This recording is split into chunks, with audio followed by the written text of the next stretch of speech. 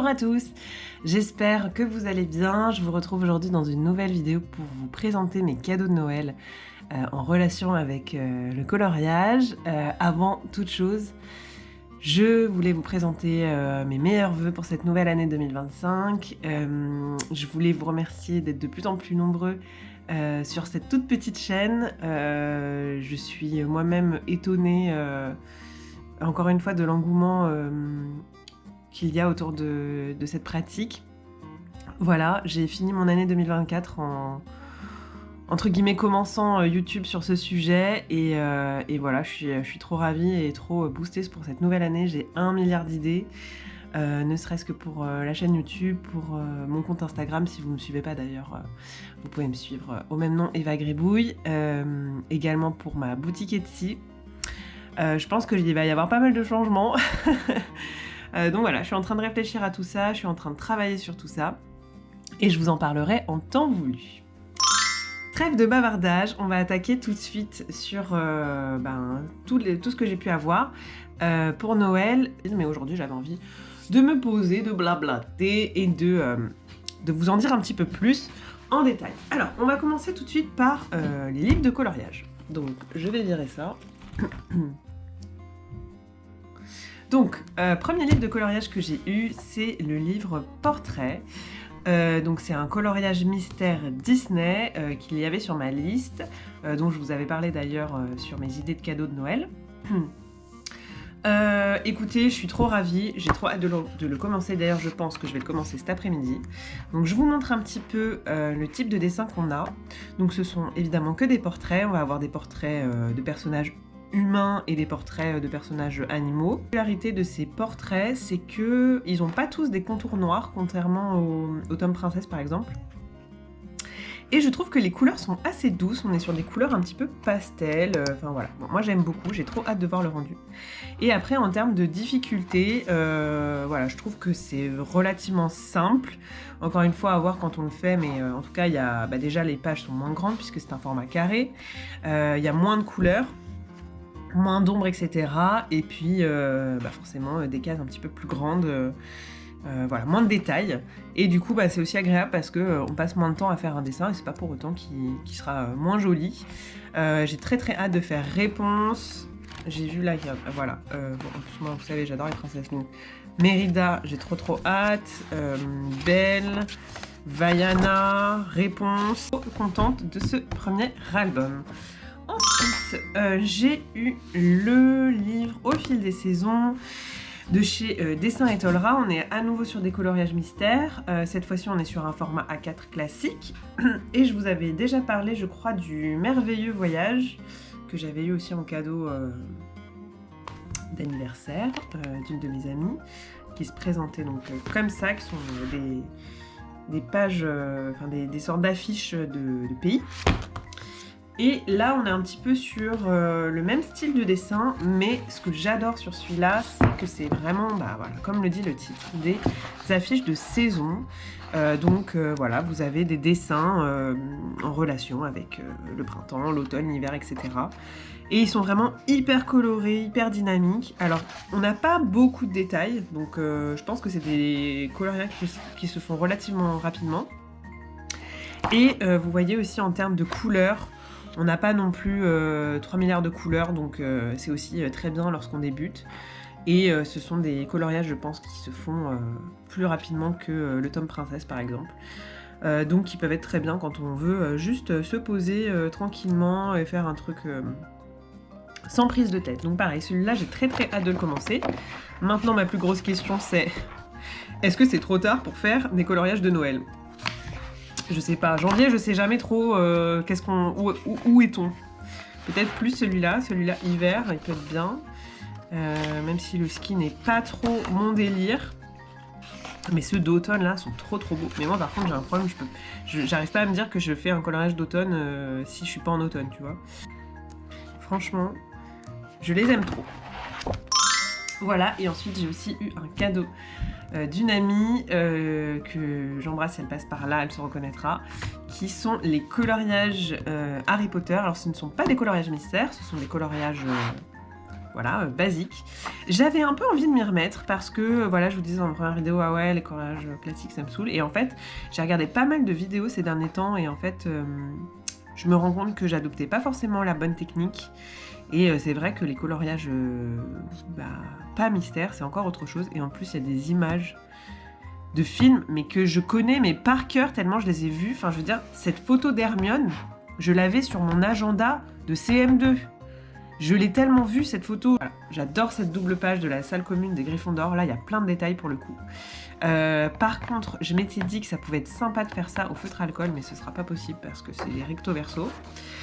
Et en fait, je me dis, je sais pas si je fais ça au toulis, enfin au feutre acrylique, ou si je fais ça au crayon de couleur, parce que j'ai vu des personnes qui font des coloriages au crayon de couleur incroyables. Donc voilà, écoutez, on verra. Mais en tout cas, très contente de ce petit cahier. J'ai aussi eu cette jolie trousse de rangement de crayons. En termes de taille, elle fait plus ou moins la taille d'un A4, un tout petit peu plus grande. Donc elle est quand même relativement grande. Je sais pas pourquoi je l'imaginais plus petite. Elle est très pratique parce que vous avez de quoi la tenir ici si vous la transportez. Et ensuite, en termes d'épaisseur, bon alors là je l'ai remplie avec plusieurs de mes feutres, donc elle est assez massive. Voilà. Et ensuite, je vais vous montrer. Voilà. Donc là, vous avez une petite poche. Et là, ensuite. Donc là, j'ai rangé ma boîte de Tooly Art Earth que j'avais déjà, dont je vous ai déjà parlé. Donc vous voyez, ça rentre pile poil les 36 couleurs. Je peux en mettre 2 par élastique, ça peut vous donner une petite idée. Et ensuite, on continue avec les autres cadeaux que j'ai eus, qui sont la boîte de Tooly Art bleue que j'ai déjà rangée. Voilà, franchement, je suis trop contente. Elle est magnifique. Vraiment, j'ai rien à dire. Cette gamme de couleurs est trop belle. J'ai eu avec la gamme de bleu, la gamme de vert. Donc c'est la même boîte mais avec plusieurs verts. Mais je pense que je vais les changer parce que je me rends compte, en tout cas pour l'instant, dans mon utilisation de feutre, je n'utilise pas assez de vert. Autant les bleus, j'étais vraiment en manque de nuances de bleu parce que voilà, souvent vous avez beaucoup de ciel, des ciels de nuit, des ciels de jour, la mer. Voilà, franchement, avoir des nuances de bleu c'est très important. Et en plus, dans cette boîte-là, vous avez aussi beaucoup de violet. Mais les verts, c'est vrai qu'avec ce que j'ai déjà sur le Earth, je m'en sors très bien. Et en plus de ça, en complément, j'ai les autres feutres que je vous ai déjà présentés, les Actions, les Posca, etc.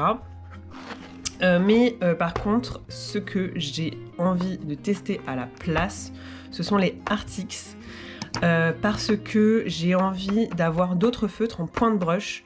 Je me rends compte que c'est quelque chose que j'apprécie beaucoup sur les Actions et j'ai vu pas mal de vidéos sur les Artix, donc je pense que je vais craquer sur ceux-là. La question c'était laquelle boîte parce qu'ils en ont 5000 et franchement pour comparer c'était pas facile, donc merci YouTube et merci les créateurs, les créatrices qui ont fait des vidéos parce que ça y est, je pense que mon choix est fait. Si jamais vous avez ceux-là, dites-moi si en fait... non, faut que je les garde à tout prix parce que c'est trop utile.